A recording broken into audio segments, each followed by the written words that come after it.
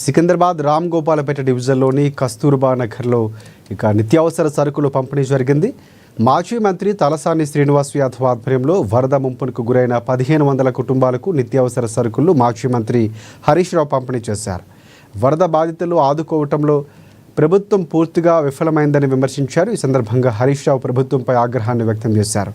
అలాగే పార్టీ మారిన ఎమ్మెల్యేల తీరుపై కూడా ఆయన ఆగ్రహాన్ని వ్యక్తం చేశారు.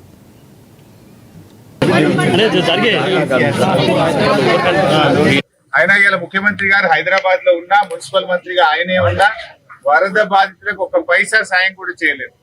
ఇవాళ హైదరాబాద్ నగరంలో దాదాపు 7-8 మంది నాలాల్లో కొట్టుకొని చనిపోయారు. ఇవాళ ఈ చనిపోవడానికి కారణం ఇది రేవంత్ రెడ్డి వైఫల్యము, ఈ ప్రభుత్వం యొక్క వైఫల్యం.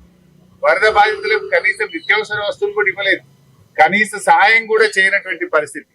ఇవాళ మా తలసాని శ్రీనివాస్ యాదవ్ గారు దాదాపు 1500 మందికి ఇవాళ వివిధ బస్తీల్లో వరదతో ఇబ్బంది పడ్డ ప్రజలకు నిత్యావసర వస్తువులు అందించడం జరుగుతూ ఉంది.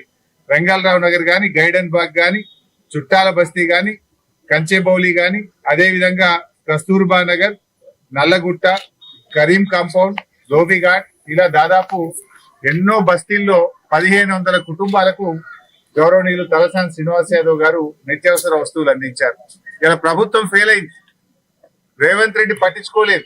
కానీ తలసాని శ్రీనన్న మాత్రం తన వంతు సాయంగా ఈ రోజు ఈ బస్తీ ప్రజల్ని తను ఆదుకోవడం జరుగుతూ ఉంది. ఎందుకు అసలు రేవంత్ రెడ్డి ఈ రోజు మున్సిపల్ మంత్రిగా రాష్ట్రంలో ఎక్కడ చూసినా కూడా అన్ని బస్తీలన్నీ కూడా ఇలా మునిగిపోయినటువంటి పరిస్థితి, గుంతలమయమైపోయింది. చాలా చోట్ల కరెంట్ ఇబ్బంది జరిగింది, రోడ్లన్నీ కూడా పోయినాయి. ఆ గుంతలు పూడ్చే తెలివి లేదు. కానీ 4th సిటీ గురించి మాత్రం ఏదో పోజులు కొడతా ఉన్నాడు. ఉన్న సిటీని పట్టించుకో, ముందు ఉన్న సిటీల్లో నాలాలు సాఫ్ చేయి, ఉన్న సిటీలో రోడ్లను బాగు చేయి. ఇది విడిచిపెట్టి కాంట్రాక్టర్ల కోసం 4th సిటీ అని 6 లైన్ రోడ్లు వేసుకుంటే చేరినాడు. ఇవాళ ప్రజల గురించి నువ్వు పట్టించుకున్న పాపాన పోలేదు. రేవంత్ రెడ్డి ఇలా పూర్తిగా బరి తెగించాడు. ఎవడన్నా బరి తెగించి బజార్లో నిలబెట్టి ఏమంటారు?